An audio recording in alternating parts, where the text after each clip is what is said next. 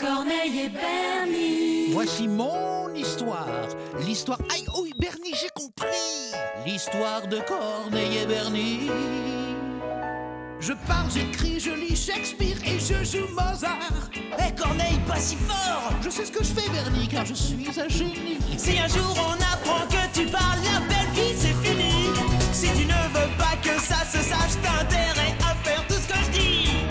Attention, chut, voici Corneille et Bernie.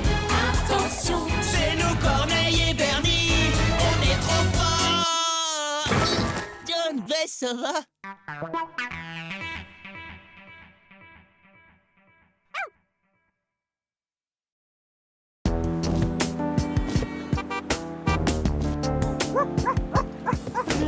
Je sais, toi aussi tu vas nous manquer. Mais Bernie prendra grand soin de toi, trésor. John, Bess, passez de bonnes vacances. Je ferai tout ce que Corneille voudra. Tu es le meilleur doxitaire au monde, Bernie. Bon, on va s'écouter le nouvel album des Tom Tom Banana et si Bigorneau. Au Megastore, s'il vous plaît. Pas de sac à puce dans mon taxi! Grossier personnage. Non mais tu l'as entendu?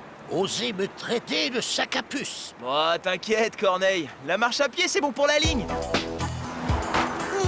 Et pourquoi n'aurais-je pas le droit, au seul prétexte que je suis un chien, de prendre un taxi comme tout le monde? Osons le dire. Cela s'appelle de la ségrégation canine. Monsieur, s'il vous plaît, ça va pas être possible.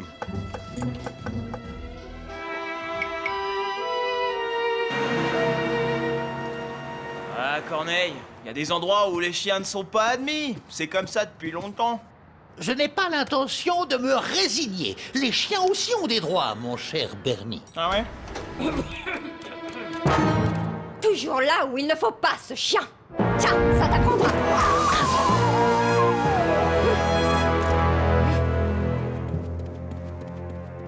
Bernie, tu es témoin. Je viens d'être victime d'une odieuse agression à coups de parapluie. Ah, t'en rajoutes un peu, Corneille. Elle t'a pas assommé. Le parapluie, il a dû lui glisser des mains et pouf, sur ta tête. C'est faux, et tu le sais. Elle m'a frappé délibérément. Et pourquoi? Hein? Parce que je suis un petit chien sans défense. Eureka! Un tel affront ne restera pas impuni. Au nom de tous les chiens qui ne peuvent hélas faire entendre leur voix, je vais assigner Madame Solo en justice afin qu'elle y présente des excuses solennelles. Ah ouais? Et comment? Grâce à ceci, mon cher Bernie. Article 15 du Code civil, paragraphe 16, deuxième alinéa, qui énonce clairement « Tout être vivant a le droit au respect ». Or, ne suis-je pas un être vivant? En vivant, ouais. T'es un chien vivant. Et je vois pas du tout comment un chien pourrait traîner qui que ce soit devant les juges. À moins que t'aies décidé de plaider ta cause en prenant toi-même la parole en public. Non, bien sûr que non, mais c'est toi qui iras plaider devant le tribunal. N'es-tu pas le meilleur doxiteur au monde? Si je ne m'abuse, n'as-tu pas promis à Bess que tu ferais tout ce que je te demanderais? Dans cet esprit, je te suggère de lire ceci. Oh mais attends, là, j'y comprends rien du tout, moi, Corneille. Ça m'aurait étonné. Mais c'est sans importance. L'essentiel est de faire en sorte que ce jury soit choqué, sensibilisé et qu'enfin, il en vienne à épouser ma cause. Non, ta cause. Imprègne-toi de ce texte et apprends-le par cœur. Oh là là, j'aurais mieux fait de me taire, moi.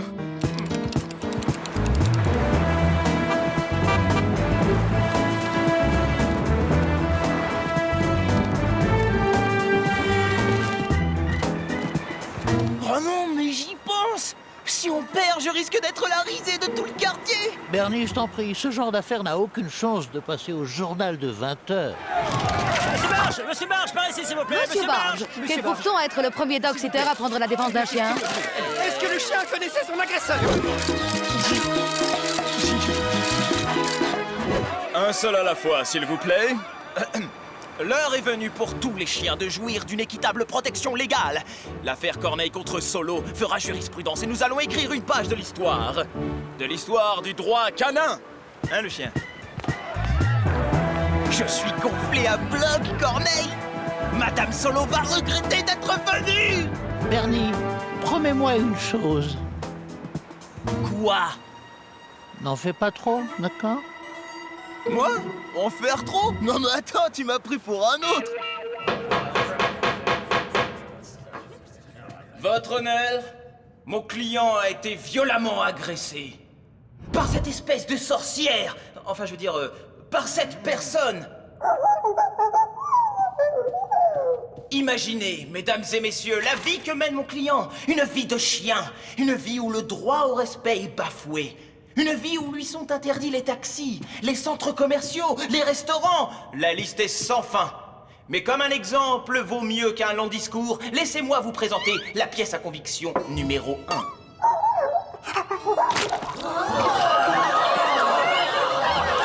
N'est-ce pas révoltant? Qui parmi nous serait prêt à avaler cet immonde pâté? Et cela durant sa vie entière? Objection, votre honneur. Rejeté. Continuez, je vous prie, monsieur Barge. Merci, votre honneur. Pièce à conviction numéro 2. Ce n'est qu'une laisse, me direz-vous. Erreur, il s'agit de l'instrument d'une tyrannie cruelle et dégradante. Le joug. C'est quoi la suite, là? Le joug de l'oppression. Regardez, jugez vous-même. Hop là. Scandaleux, n'est-ce pas? Essayez de vous imaginer étranglé sans répit. Qui pourrait endurer cela? Mais que vienne à mon client l'idée de protester contre son sort funeste et... Oui, mesdames et messieurs, on le muselle.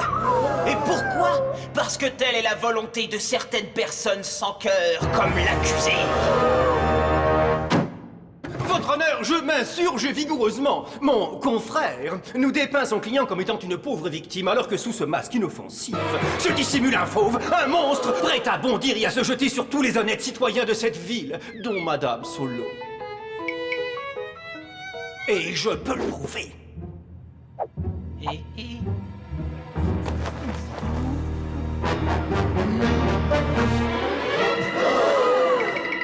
Soyez bien attentifs aux réactions du chien. Attaque! Allez, vas-y! Attaque! Mais attaque!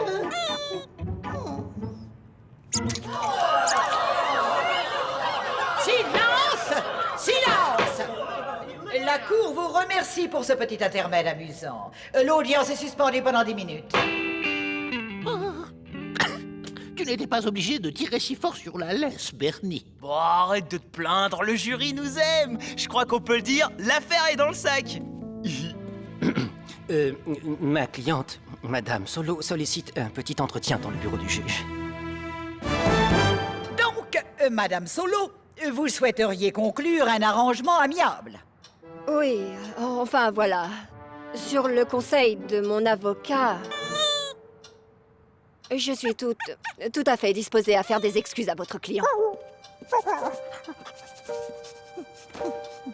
Mon cher Corneille, je regrette sincèrement de t'avoir frappé et je te présente mes... Non! Mon client refuse de se laisser embobiner par vos excuses bidons. Nous tenons à ce que ce procès aille jusqu'à son terme!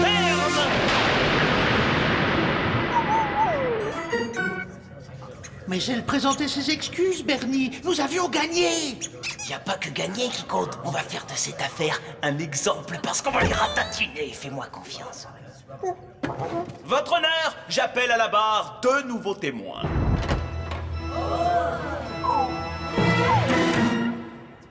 Oh, non.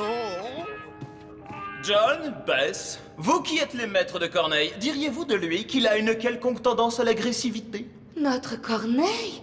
Oh non, c'est le chien le plus chou et le plus affectueux du monde. Un vrai petit ange. Ah ah! La preuve est faite! Le défendeur n'avait absolument aucune raison de frapper sauvagement mon client, déjà si desservi par ses conditions d'existence! Je n'ai pas d'autres questions, votre honneur. Pas si vite! John, Bess, Est-il exact que vous ne nourrissez le plaignant que d'une simple pâtée pour chien? Assez dégoûtante, je dois le dire. Non! Tous ces repas lui sont préparés par le meilleur chef de la ville. Nous venons de redécorer entièrement sa chambre avec du mobilier sur mesure. Et nous l'avons abonné à cette chaîne qui ne diffuse que des programmes destinés aux chiens. N'est-ce pas, Bernie? Votre honneur, je crois que nous en avons assez entendu ici pour nous faire une idée plus juste du plaignant et de sa vie de chien.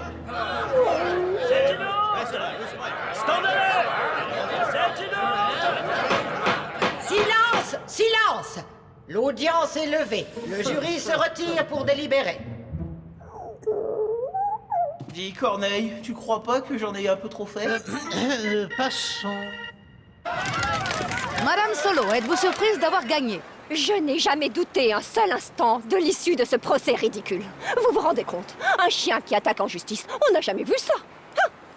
John, Bess, j'espère que vous m'en voulez pas trop d'avoir écourté vos vacances. Absolument pas, Bernie. Qui d'autre que toi aurait osé se couvrir de ridicule à ce point en défendant notre Corneille? Nous en avons de la chance d'avoir Bernie pour veiller sur toi. Un trésor. Oh. Tu sais, Corneille, on devrait faire comme l'Empire, contre-attaquer. Dis-moi que tu plaisantes. Pourquoi? Mais d'une certaine manière, nous avons gagné. Grâce à nous, le monde a entrouvert les yeux sur les souffrances de tous mes frères les chiens. Voyou! Mais faites donc attention! Je vais vous apprendre, moi! Ah, non, pas la tête!